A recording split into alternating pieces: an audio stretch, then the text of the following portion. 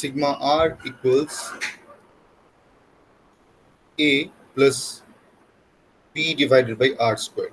So a is some constant that we need to determine, and b is also some constant of integration that we need to determine.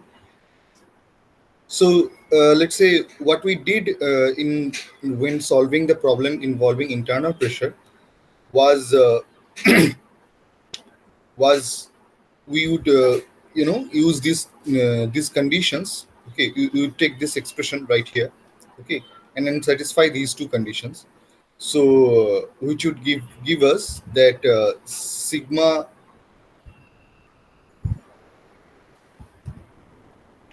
So minus p equals a plus b by a squared, and 0 equals um, a plus b by b squared.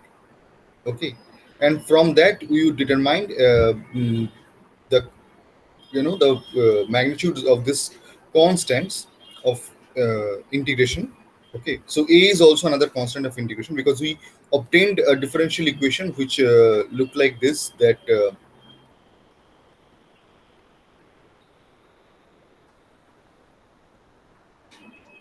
okay.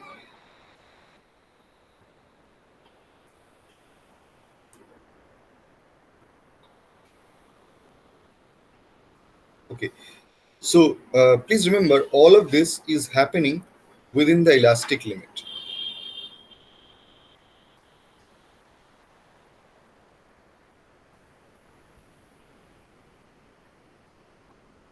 Okay, Acha. So with that we would have this expression, following expression for sigma r, which would be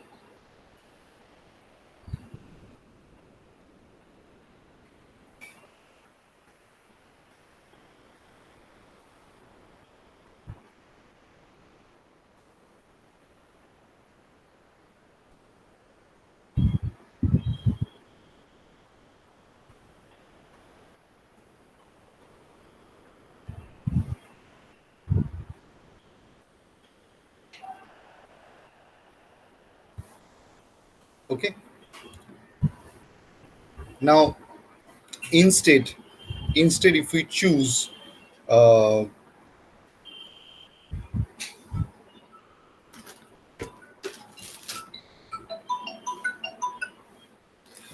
instead if the boundary condition, that so these are all for internal pressure.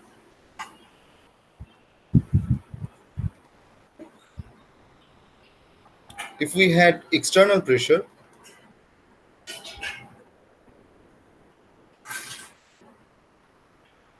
so this is how sigma r should look like.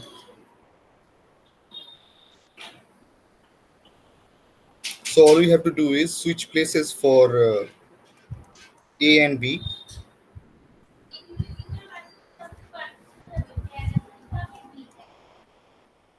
and actually this is how we should be writing it: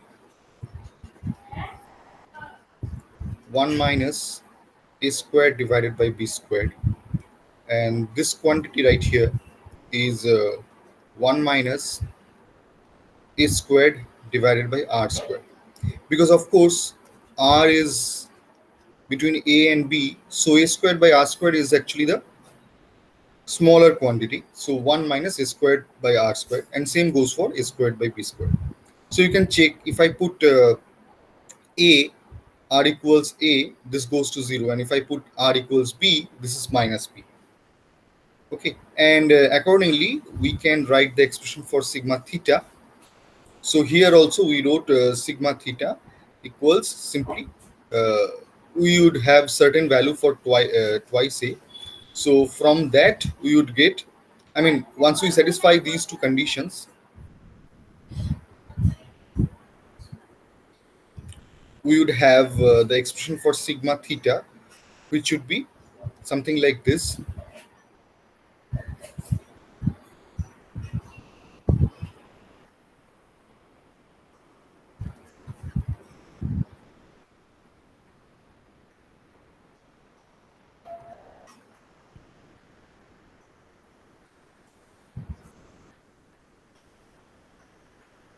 Here that expression,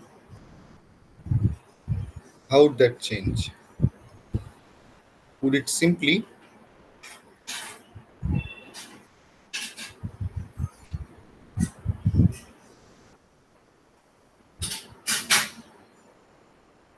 yeah, this is how it would be. uh, P times,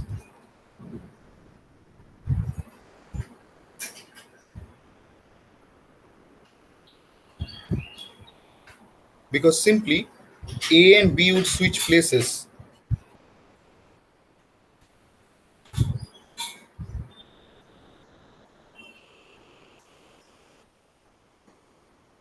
Okay, because you see, when you are solving the set of equations, okay, you are putting these boundary conditions that sigma r at A is so much and sigma r at B is so much. When there is external pressure, these are the boundary conditions. Sigma r at B equals minus P, and sigma r at A equals 0. Okay, so when you are taking these two boundary conditions, you know, your solution doesn't know what is the relation between A and B, or whether A is greater than B or B is greater than A. Okay. Now the situation is that both of these are negative quantities. Okay, and sigma theta simply happens to be a quantity uh, which is also, you know, kind of valid. If you can imagine, this time the tube kind of shrinks. So as it does so, if I imagine a fiber which is along the which is which is like a circle. Okay, so that is also compressing. Okay, and because it is compressing, it is developing a negative stress in the theta direction. Okay, but then uh,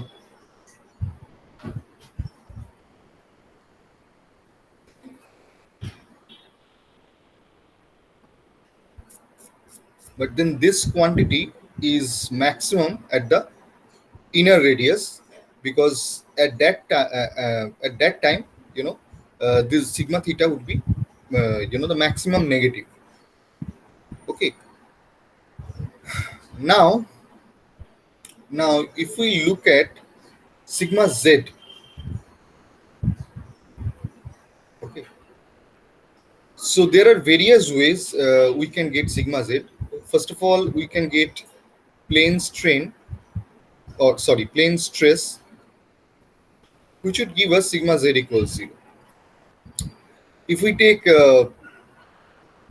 plane strain, please remember, still things are happening within the domains of elasticity. If we take plane strain, then also this is the expression for sigma z.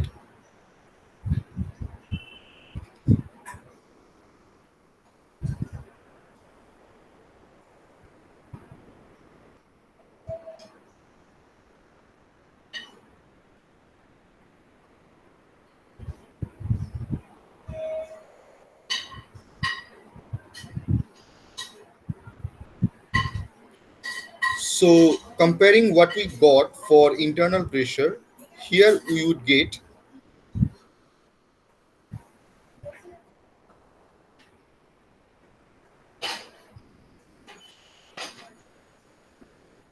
okay, sorry, that is what we got for internal pressure. This time we would get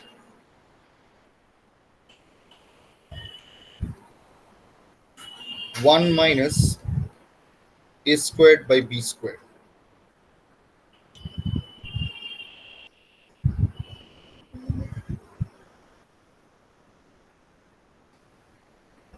And if we take closed ends, that is the cylinder is so if this is the cross section of the cylinder, not cross section, if it is the side section view of the cylinder, so there is pressure everywhere, and let's say the two ends are also closed, Then we have the following expression for sigma z, which is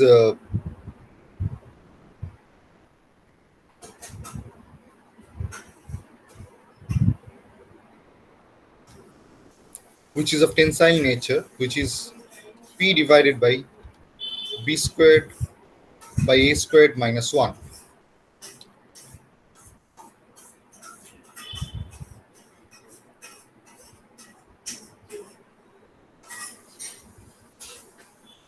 Now,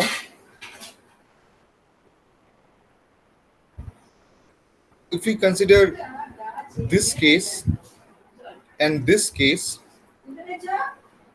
this is the relation that we get: sigma z, sigma r, and then sigma theta. Okay, but here the situation was sigma theta being positive was greater than sigma z and then sigma r.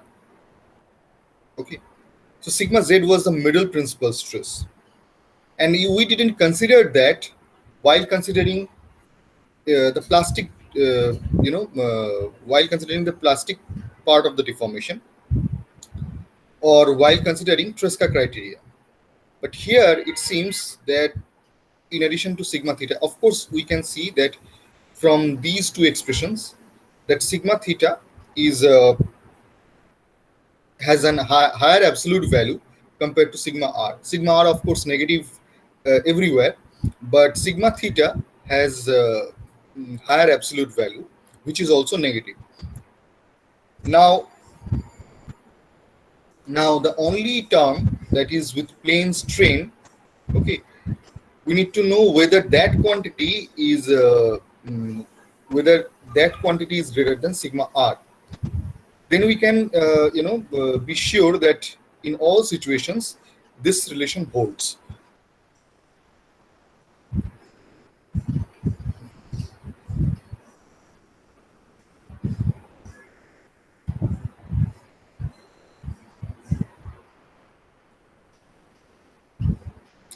But that is not going to be the case, because as you can see, that is not trivially true. Because let's say when r equals a, sigma r equals 0, while sigma z is a negative quantity, sigma r becomes 0. Okay, and in that situation, that is sigma r at a, okay, and that situation, so there would be range of radius for which sigma r um, sigma r would be uh, greater than sigma z.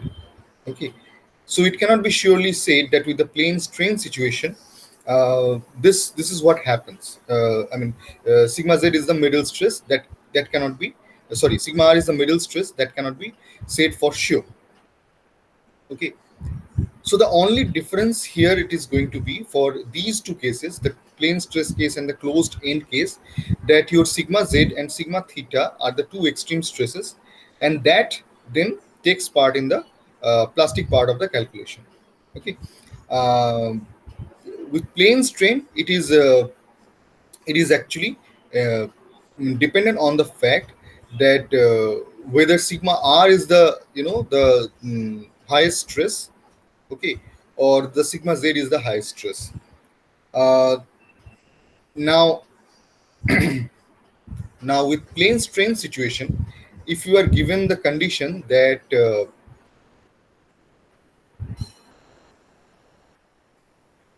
if sigma z r is if sigma r has to be always greater than sigma z, then it needs to satisfy the condition that 1 minus a squared by r squared, or rather 1 minus, of course when r equals a this is satisfied, but when the lowest value of this quantity is when one it is 1 minus a squared by b squared, and that needs to be,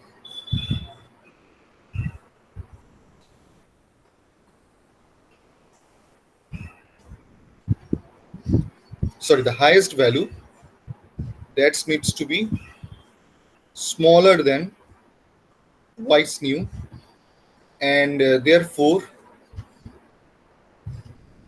a squared divided by b squared needs to be 1 plus, sorry, 1 minus twice nu, and a by b needs to be greater than square root of 1 minus twice nu. Now let's see, if I take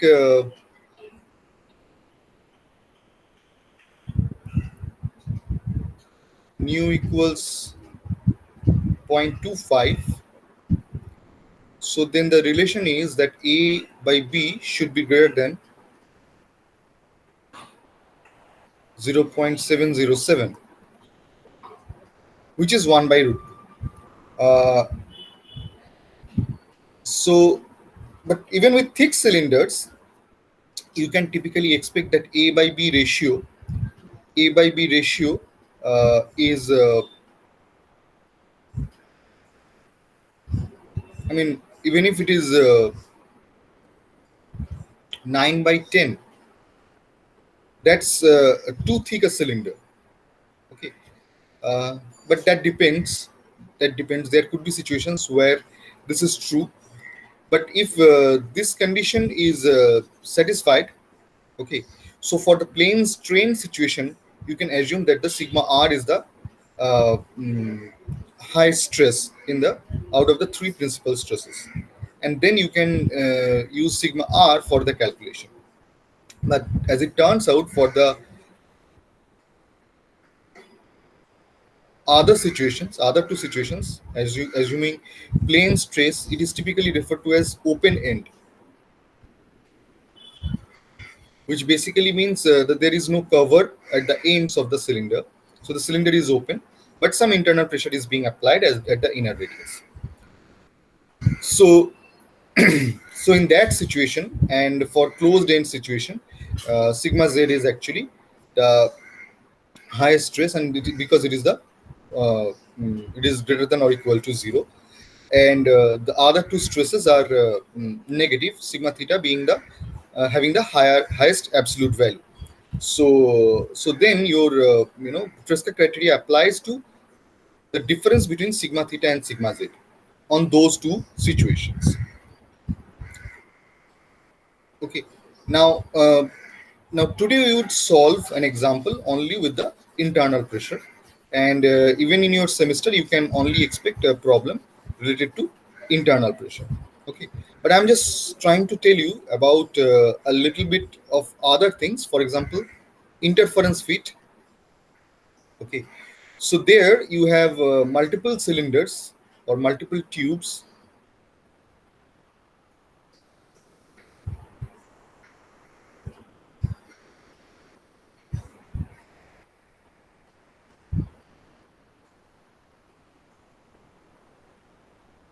going through an interference fit. So in that, actually, two of the situations are happening. So one is that this inner cylinder, it is on an external pressure, and you see this outer cylinder. So at the interference, it is subjected to an internal pressure. So the condition is that for so if the three radii are A, then this one is B, and then this one is C. So the conditions are sigma r at B equals zero. Sorry, not at B equals zero. At A equals zero, because no internal pressure. Then sigma r at C equals zero because no external pressure, but there is interference fit, and sigma r at B equals some sort of minus P. You do not know how much this P is, but all you know that this condition is true for both the cylinders. Okay. Of course, this one is a statically indeterminate problem, and you need to have the relationship of the stresses with the deformations in order to solve this problem. So basically, you need, constitutive relations.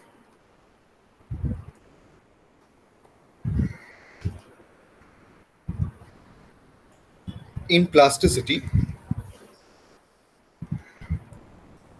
not just in elasticity, in plasticity. That means you get to write epsilon equals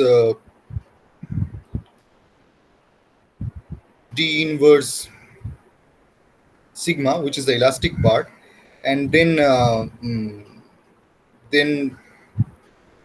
let's say, mm, sorry, d epsilon equals d sigma plus d lambda times del f del sigma. Okay, and let's say if you go by Tresca criteria, okay, and imagine for the internal pressure, let's say the outer cylinder, for the internal pressure, it is sigma r less than sigma z less than sigma theta. Okay, so your yield criteria is that sigma r, sorry, sigma theta minus sigma r uh, minus twice k equals 0. What is k? K is the yield stress in shear. Okay, so if I take del sigma, no, sorry, del f del sigma, and again the assumptions are that the principal directions are constants. Okay, and throughout the deformation, which is true because the principal directions are the directions of radial, transverse, and axial directions, r, theta, and z directions. So they are not changing. Of course, it's an axisymmetric problem. So this is so that example that we did was with this one,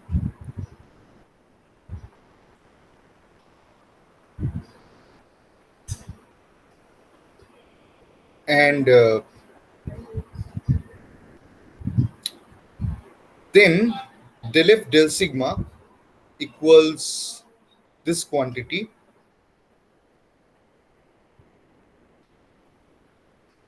It is so if I do r, theta, and z, if the directions are r, theta, and z, so this is minus 1, 1, and 0. Okay, and then we can you know write the expression for the plastic strain. Okay, and we need that relation, and to satisfy the condition that once we integrate uh, at the inner radius, u b, okay, uh, is also, let's say, some u bar. Okay, and that is true for both the cylinders. So satisfying these two conditions, okay, so you have to solve for the cylinder with internal pressure, that is the outer one, and the inner cylinder, so that is subjected to external pressure. So you have to solve both the problems. So here we are discussing about a single cylinder with either internal or external pressure. Here we'll have to solve for both the situations. Okay, and and actually by assuming open ends, the ends being open, okay, you can take you can take sigma z equals 0. So for this inner tube with external pressure, okay, so it is it becomes sigma z, uh, sigma r, and sigma theta. um, okay, and then your del f del sigma for the inner tube becomes 0, minus 1, and 1. Okay, so whatever the case may be, this is how you get to define your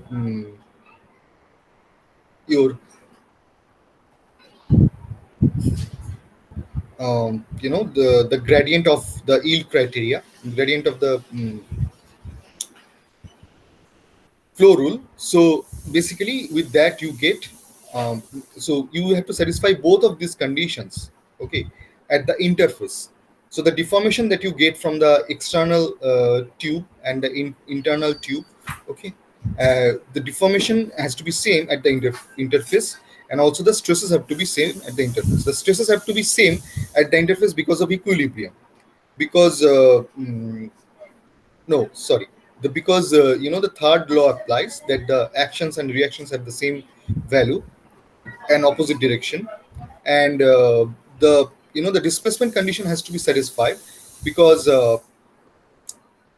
that's how, by having the same amount of deformation, okay, are they going to have uh,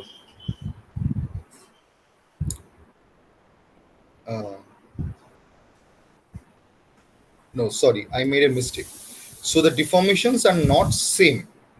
um, Deformations are not same. The condition on deformation is,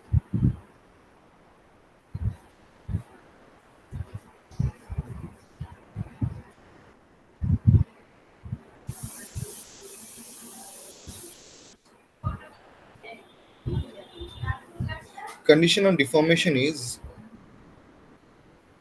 let's say let's say there, we are talking about an input interference field, right? Let's say there is a 0.01 millimeter of interference. So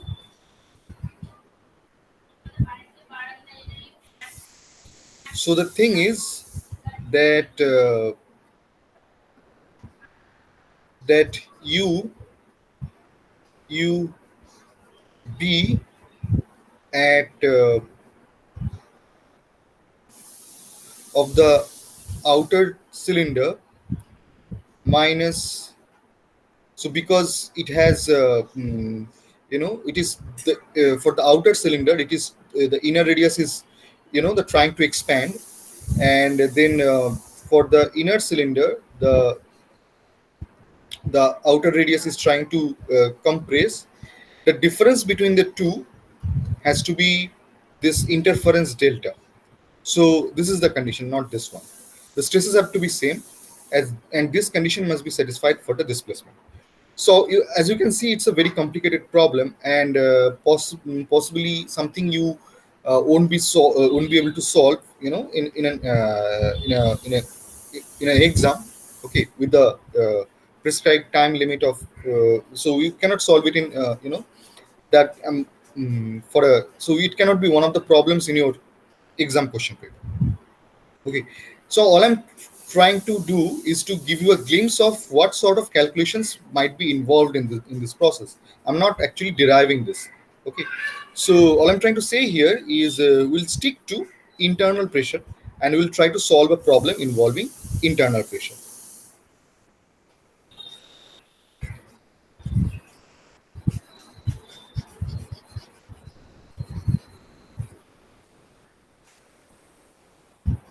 Okay, acha. So we have derived these equations for internal pressure, and so with that we'd start solving on numerical problem.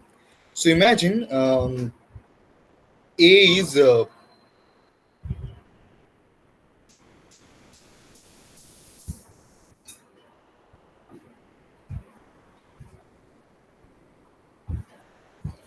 85 millimeter, and B is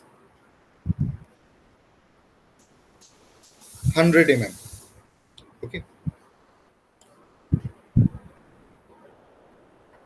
the pressure P is, acha, P is what you need to determine. Okay, so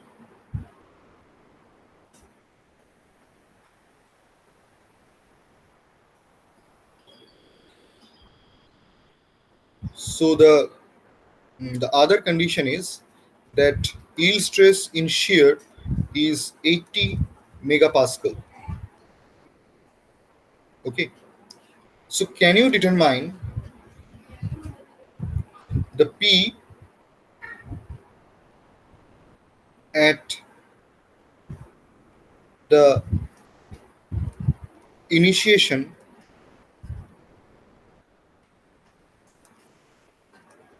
of yielding? So the yield criteria here is that, if we take Tresca criteria, sigma theta minus sigma r minus 2k is less than or equal to 0. Okay. Now if I do subtract these quantities, I have the following expression, which is p times b squared divided by a squared minus 1. Then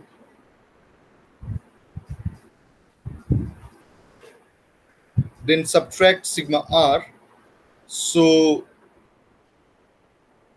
I believe it becomes twice b squared by a squared. Can you check if this is the value of sigma r, theta minus sigma r?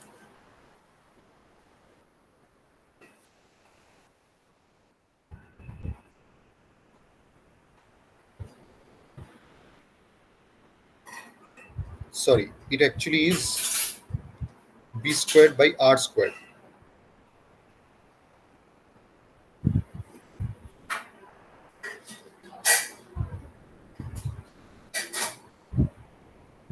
Can you check that?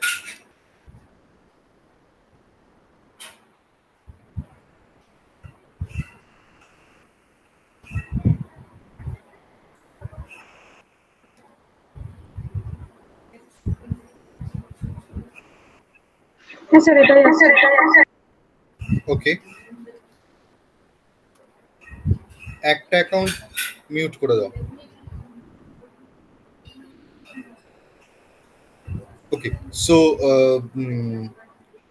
if this is the condition, it can be seen that this quantity right here is uh, is the highest when r equals a, because a is less than b, right? So this quantity is highest when r equals a, and lowest when r equals b. Okay, so obviously the yielding starts when uh, starts at a pressure, okay, which corresponds to twice p b squared by a squared, b squared by a squared minus 1 equals twice k. When the equality holds, that's when the yielding starts at the inner radius or anywhere in the cross section. Okay, because the yielding starts first at the inner radius. So now we can get an expression for p, right? K times 1 minus a squared by b squared. Now, can you tell me what pressure? So we'll call that P prime pressure. Okay. So P prime is the pressure at which the yielding is first observed anywhere in the cross section. So basically at the inner radius. Okay. So substitute the expressions for K and A and B to get P prime. What is the value of P prime? 22.2 megapascal.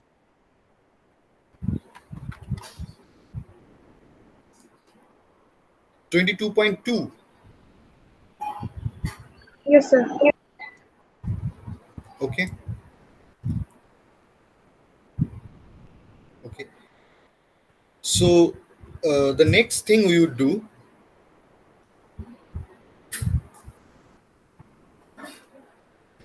would clear this up a little bit, and we don't need those expressions, right? Achha, what happens after that? Let's say at if I increase pressure even further, the plastic zone starts moving from the inner radius towards the external radius, outer radius. But at any given value of p, it is somewhere between the inner and the outer radius.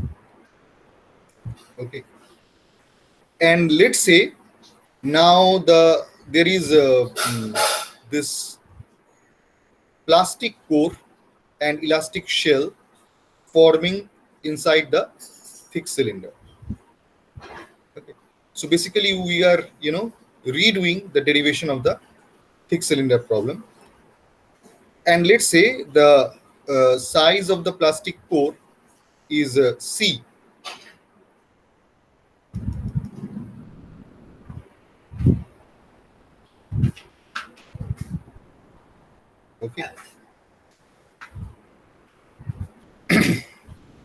Now, now let's say um, the value of sigma r at C is let's say PC. So this portion right here, which is the elastic shell,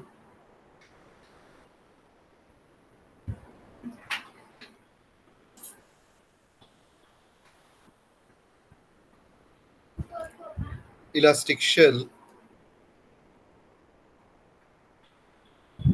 and this right here in blue is the plastic core. So within the elastic shell, all the equations of elasticity are valid, but with a twist. And the twist is this P becomes now PC. We do not know how much PC is, but that has to be the radial stress at C. Also, we are no longer using B squared by A squared, we are using B squared by C squared.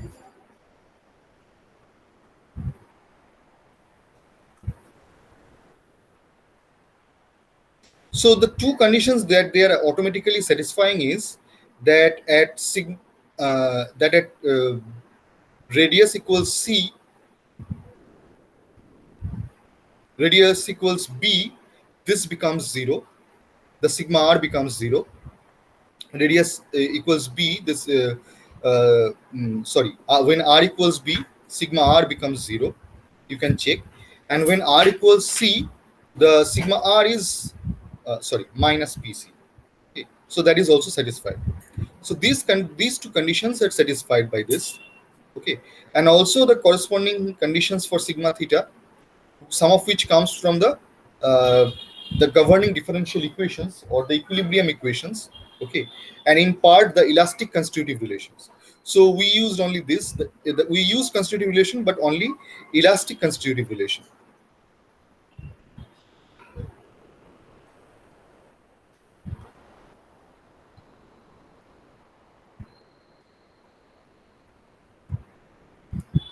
Okay, uh, and we derived these expressions in elasticity, which we could not do with interference fit. You realize that, right? Because in interference fit, uh, the outer radius of the inner tube, which is under external pressure, would be in the plastic zone. Also, the inner radius of the outer cylinder uh, would be under inner pressure, internal pressure. So basically, it would also be in the plastic zone. So for that to satisfy, the displacement boundary conditions, or to resolve the statically indeterminate part of the problem, okay, we need to have the constitutive relations for plasticity, which we never did with internal pressure. Okay, so it's a lot of work. Okay, that's what I'm trying to make a point of. Uh, so okay, so these are the expressions for sigma r and sigma theta within the elastic zone. Okay, and now what is the condition of pressure within the plastic zone? So anywhere in the plastic zone, assuming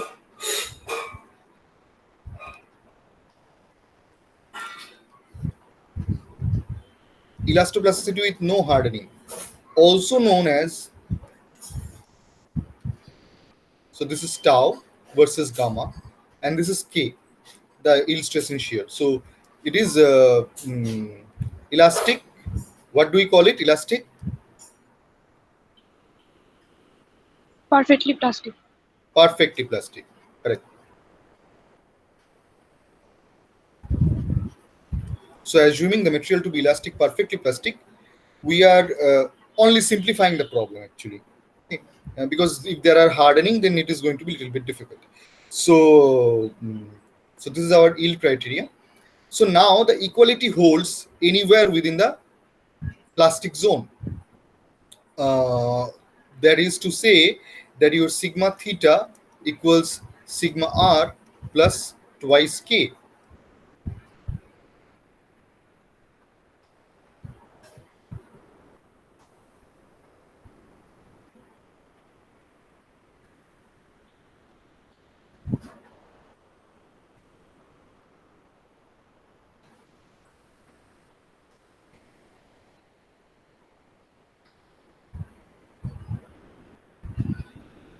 Now, in addition to that, if you also incorporate the basic equilibrium equation, which goes by this, if you recall the equilibrium equation,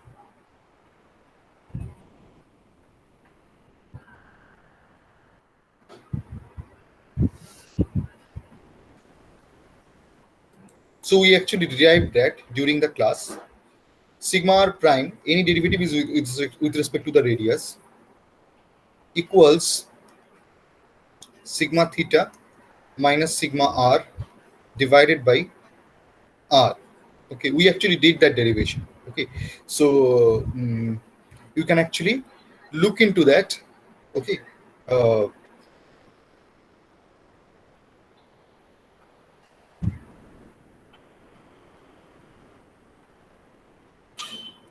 for reference. Okay. So this is the equilibrium equation, and there is no way we are deviating from equilibrium, right? There may be plastic deformation, okay, and we cannot use the elastic constitutive relations. Okay, we cannot use the condition that sigma r plus sigma theta equals some sort of constant. We cannot do that. All of this came from uh, elasticity, assumption of elasticity. This, however, is an equilibrium equation. Of course, we also use this into this. This actually is an equilibrium equation. Sorry, we use this into this. Okay, not the other way. So to get all the expressions that we had for sigma r being a plus b by r squared. So that is no longer the case. That is no longer true within the plastic zone. Okay, it is true in the elastic zone. It's happening right there. Uh, but for the plastic zone, we'll have to now have our own, expression for the variation of sigma r and sigma theta.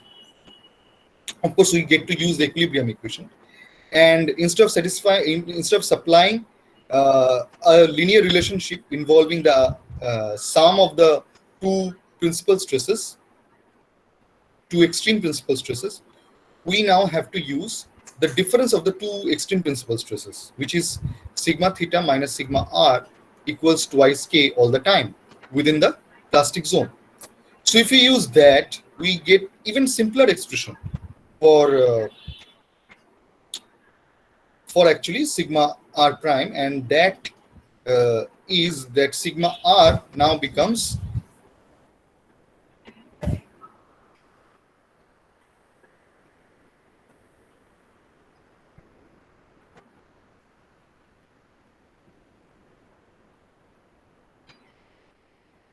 k times,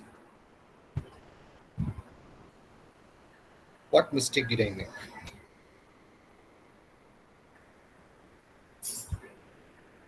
K times ln of r squared. So sigma theta minus sigma r equals twice k. I'm substituting that in the expression for sigma r prime, and that would give me k times ln of r squared plus ln of some constant c, right? And if I satisfy that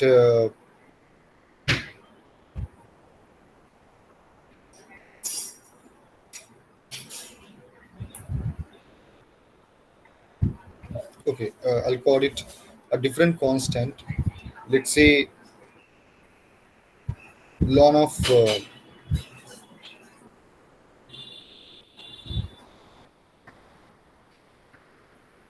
phi, let's say.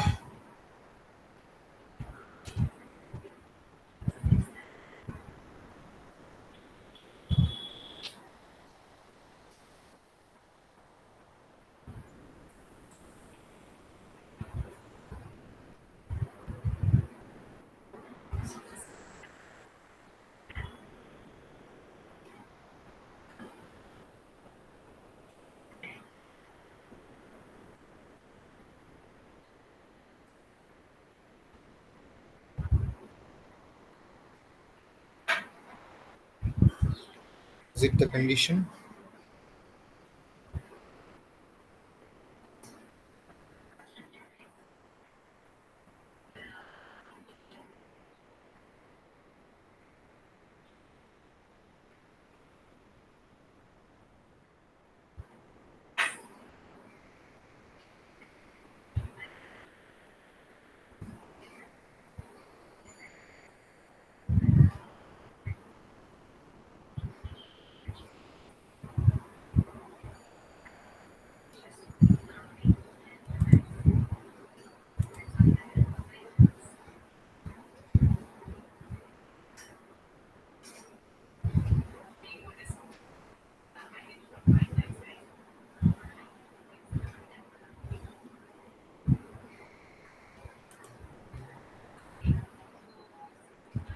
One more thing is we have the following expression for sigma r and sigma theta. So these are the actually the elastic uh, condition imposed on the radial and the transverse stress. But you need to understand that C is the only radius where both elastic and the plastic conditions are satisfied, which basically means that at C this condition is also valid. Sigma r minus sigma theta equals twice k, which basically tells us that so you can subtract sigma theta from sigma r, sigma r from sigma theta, which would be pc times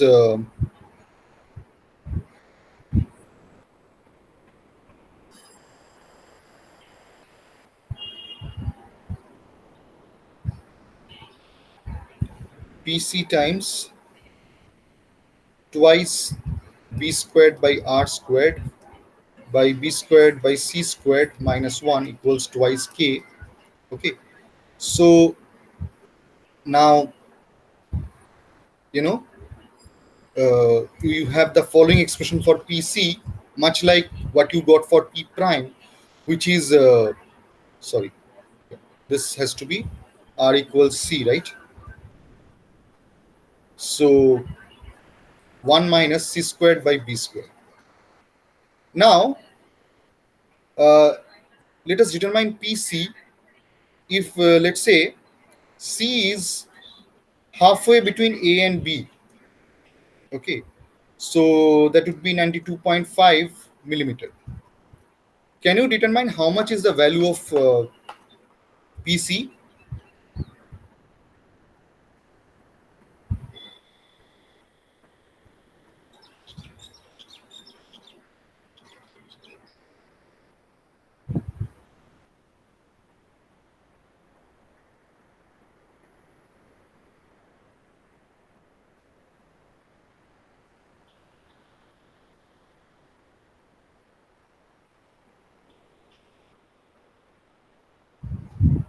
11.55. MPa. Okay, okay. So PC is, you are saying 11.55 MPa. So why is it smaller than the earlier value? If you now look at it, okay, it's like now the thick cylinder, the elastic part of the thick cylinder, if you consider that that as a standalone thick cylinder, okay, now this new thick cylinder has half the thickness as the previous one. Okay, so you are getting for the yield condition for this newer cylinder, for the yielding happen at its internal radius, you are getting half the pressure, almost half the pressure. Okay, so which seems correct to me. Okay, now the condition is that if I satisfy sigma r, so from this equation, okay, if I satisfy sigma r at c equals minus pc, okay, where pc is given by this expression. Okay, let's see what sort of expression do we get. So I'm just erasing everything from here. We don't need the elastic part anymore. So sigma r as we obtained is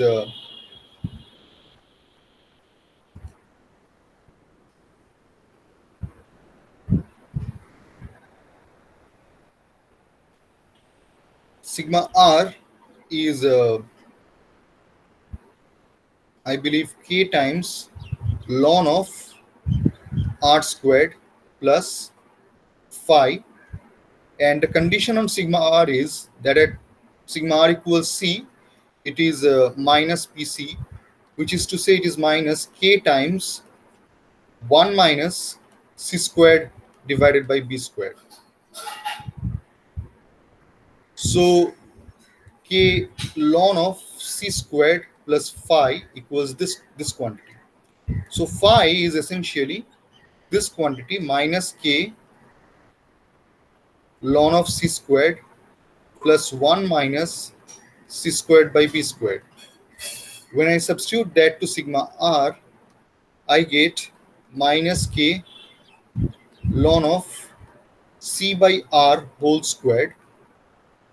Because this is plus, with a negative sign, if this becomes minus and goes to the denominator, and then c squared by b squared.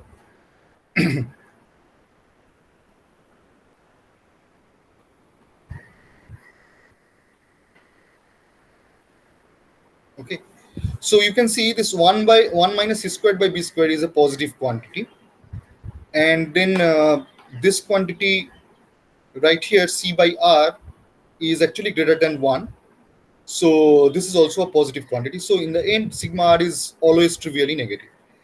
And then if I do sigma theta, I would simply add twice k. So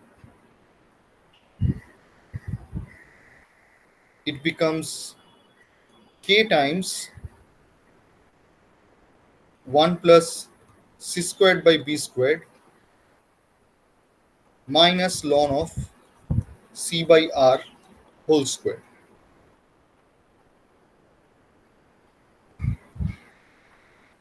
Okay, and in the textbook there is a wrong.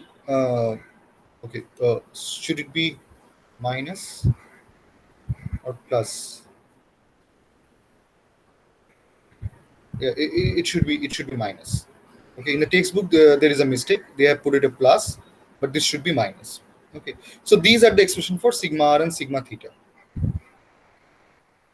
Okay, now you can evaluate sigma r at a, and that right there, ln of c by a whole square plus 1 minus c squared by b squared, that actually is the applied pressure. Okay, and let's call it p double prime. That is the pressure required to create a plastic core of size c. Okay, and you will always be given a problem like this, where you would know c and you will have to evaluate p.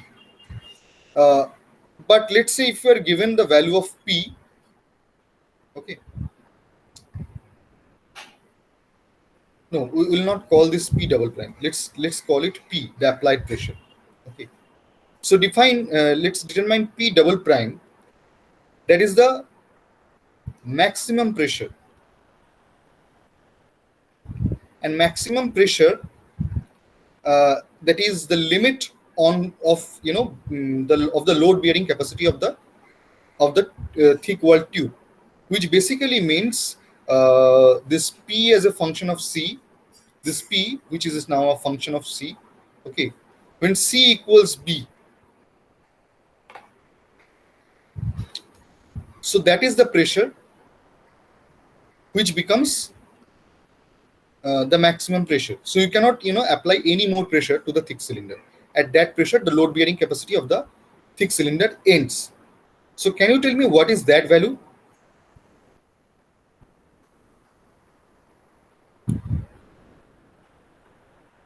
You need to understand that this pressure is the pressure applied at the inner radius, but that seems a function of c, that is c being the radius of the plastic zone,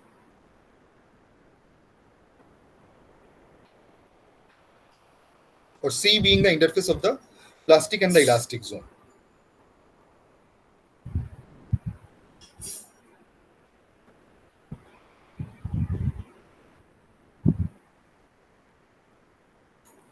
So আমাদের p prime pressure এসেছিল 22.2 MPa maybe.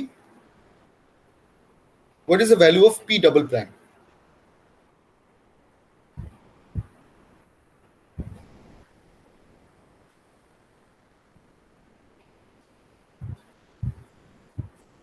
So of course, if you set c equals b, this term goes to 0. Okay, so this one is k twice k ln of b by a, or twice k ln of a by b. Now a by b is 0.85, so ln of a by b would be,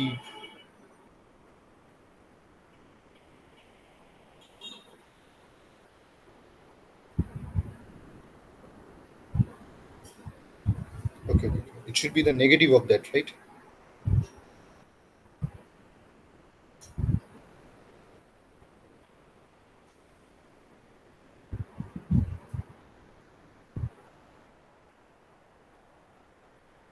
কত আসছে p double prime? 26 megapascal. 26, 26 এর পরে আর কিছু আসছে না, 26 just? 26.003 আসছে। Okay, 26.0. Okay, 26 MPa. So you see, it took you 22 MPa to get yielding started at the cross section, and by the time you increased 4 more megapascals, the load bearing capacity of the thick cylinder ended. Now I might ask you that what is c, what is the value of c at p equals p prime plus p double prime divided by 2. So in that case you will have to iterate this equation. Okay, so then you know this pressure, but you do not know the value of c. Okay, so you'll have to iterate for that. You can start with taking c equals a, and you probably have to do nr iterations, but let's not go into there. um,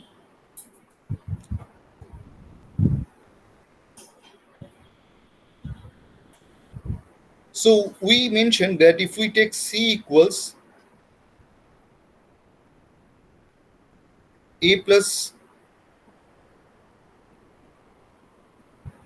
b by 2, can you tell me what is the pressure at the inner radius? If I take c equals a plus b by 2, what is that pressure? So we know this is required to cause yielding at a, this is required to cause yielding at b. So we need to know where in between would you have, where at what pressure do you have yielding happening at the middle zone.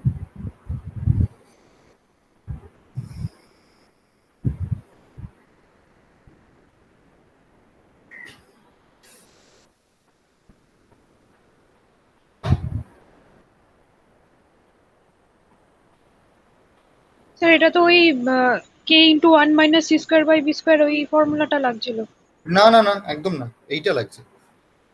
ওইখানে যেটা লিখেছিলাম সেটা হচ্ছে pressure at C, মানে sigma আর at r equals c, which is minus pc, সেটা আমরা ওই কোয়ান্টিটিটা বার করেছিলাম, পিসিটা বার করেছিলাম। ঠিক আছে, একটা জিনিস ভেবে দেখো, the pressure is changing from 22 to 26 MPa. How can it be 11.5 in between? হ্যাঁ স্যার ওটা আরেকবার That is বলবেন the যে এটা pressure that is the pressure at C, and this right here are the not that is the the radial stress at C, and this is the actual pressure that you are applying at the inner surface. Sir মানে ওই প্রেসারটা ছিল যখন পুরোটা elastic ছিল। আরে এখন তো মুছে দিয়েছি, কি করে বোঝাই? ওই প্রেসারটা ছিল কি? ওই প্রেসারটা কিছু ছিল না। ওই প্রেসারটা হচ্ছে যে what was the, if C is the size of the plastic zone, then what is the radial stress at C? That's what it was. Okay, একটা জিনিস অ্যাপ্রিশিয়েট করতে হবে তোমাকে, the radial and the transverse stress, the theta stress are sigma r and sigma theta, they are changing across the with the across the cross section as the radius changes. And you also have to appreciate that sigma r at b equals 0, sigma r at a is the external pressure that you are applying. So Now, if the plastic deformation is happening within the cross section, okay, so let's say, and C is the size of the plastic zone, so there should be some radial stress at somewhere between minus P and sigma R. Okay. Now at that point we didn't know minus P, but we are simply naming the radial stress at C as PC. That's it. It doesn't have any more significance. বোঝা গেল এবার কি বলছি? হ্যাঁ sir. So the concept of the plastic core or the radius C doesn't come when you are having deformation in elastic, completely deformation in elastic limit. Okay, so only when you are part of your section deforming in plasticity is when you have C, and because you have C, there should be some pressure, right? And that is somewhere between the maximum pressure to zero. So that is that pressure. And we also discussed, right, it was like the elastic zone has shrunk to C. From earlier it was A, now it has reduced. Okay, and if I take C equals A plus B by 2, the thickness of the elastic zone has become half. And that's why the pressure uh, at the at the end of the elastic zone, the pressure at the end of the elastic zone, or rather at the beginning of the elastic zone, okay, has also become nearly half. It's not exactly a linear relationship, so it's not exactly half but close to half. So 22.2 mp and 11.1 mp. Okay, so can you tell me how much is this P not at radius C? This is the pressure that you are actually applying at the inner radius. Okay, but this turns out to be a function of the size of the plastic core.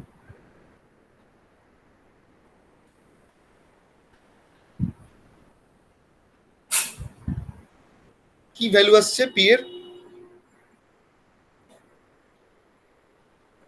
or rather P double prime, না P double prime না, uh, it's not P double prime. P double prime when it is the maximum pressure. So what is the value of P to cause a plastic core of size C? So take C equals A plus B by 2 and substitute over here.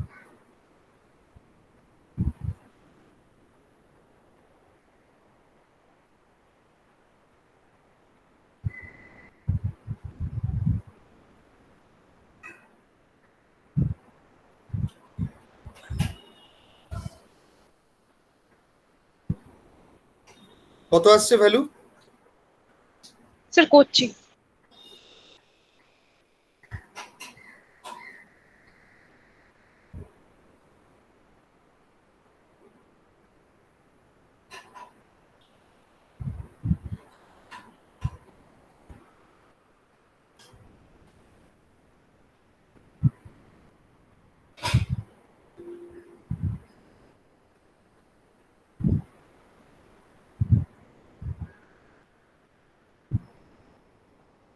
$34.78 আসছে। একদম না, একদম না, 24 হতে পারে। It would be somewhere between P prime and P double prime.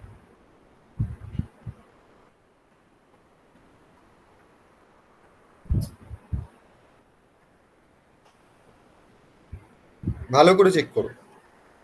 C is 92.7 millimeter. So C by B is 0.927, and C by A is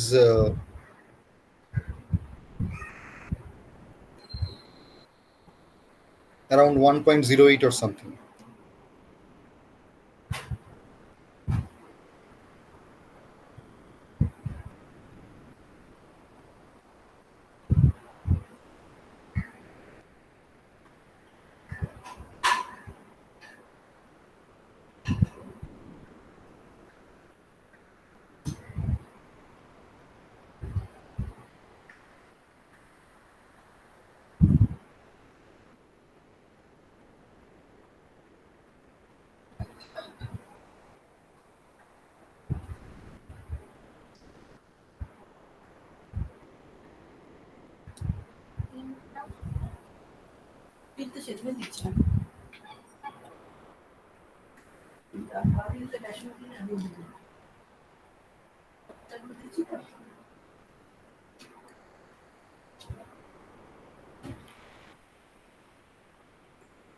sir 25.08 আসছে।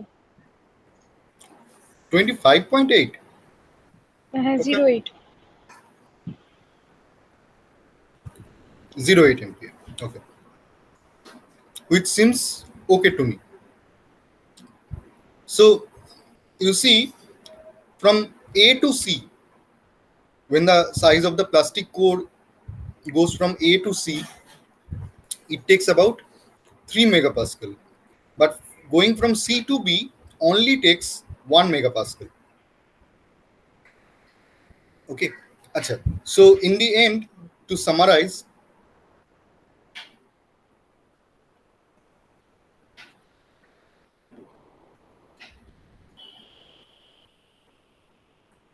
when you are loading the cylinder with pressure, internal pressure, and it is going through plastic deformation, and C is the size of the plastic core.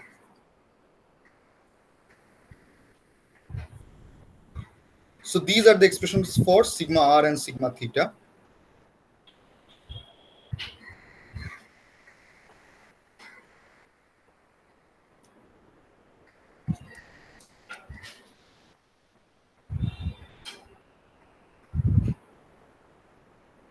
Ln of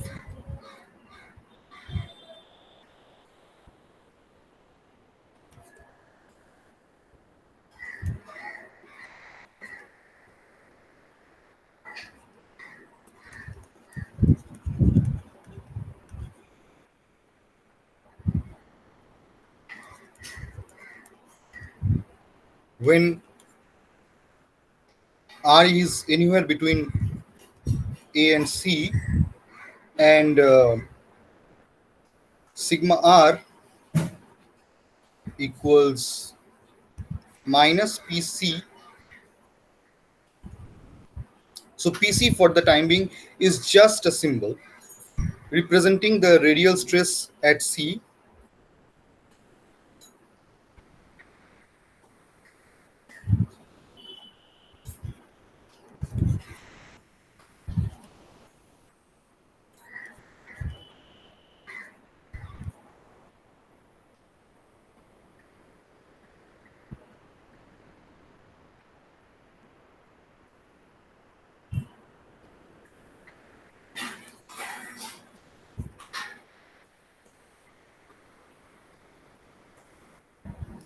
When r is anywhere between C to B.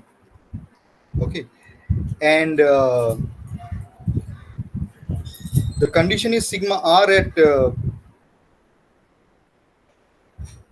A, which is also the applied pressure minus P, and that equates to, I mean, you can actually substitute uh, R equal A in this expression. Sorry, what? Why did I make a mistake? Oh, okay, okay. This should be R,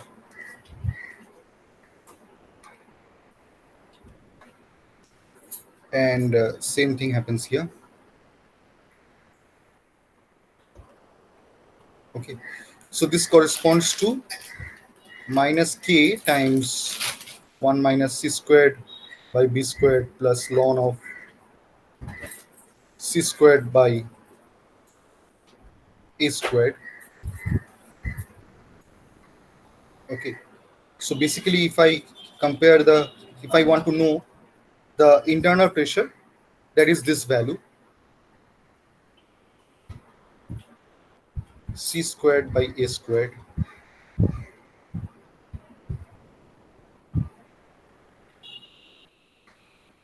Okay, now all of this is happening in loading. Okay. So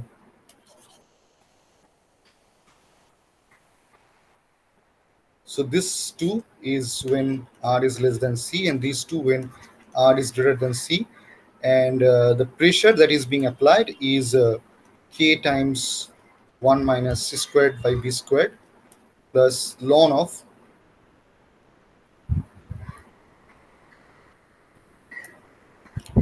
c squared by a squared. Okay, and now look at unloading.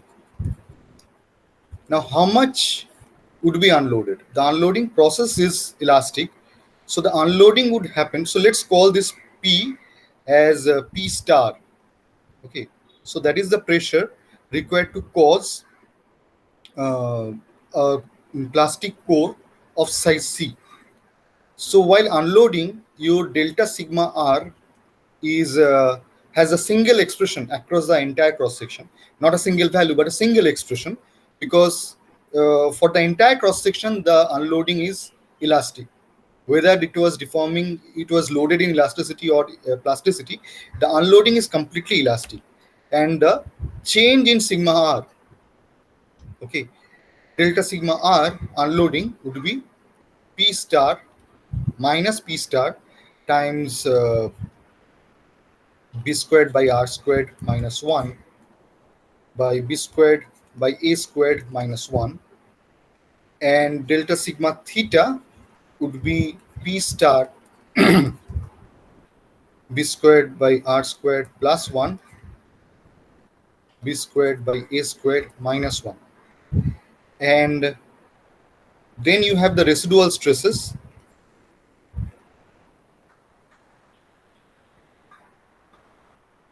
Okay, so in unloading this much would be unloaded.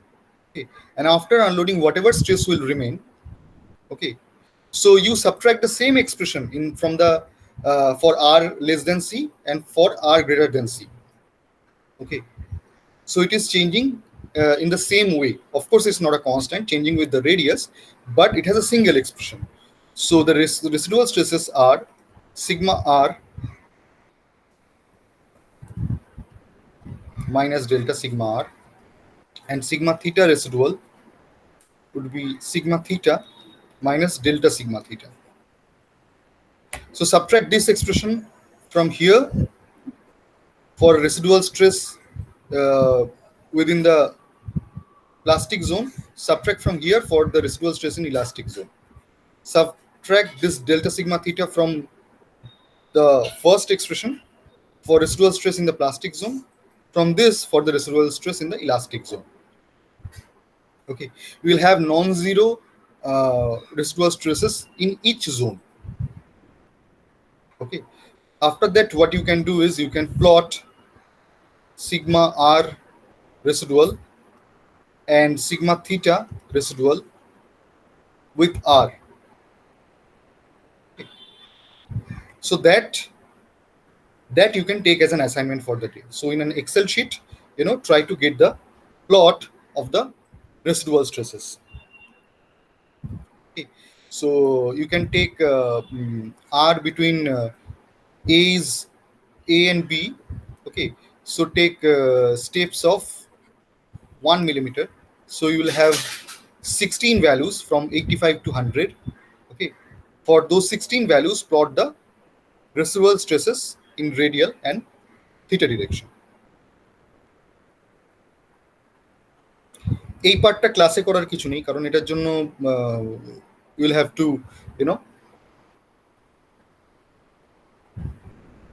evaluate at each point. So I think you can do that on your own, and you can also upload the Excel sheet in the classroom.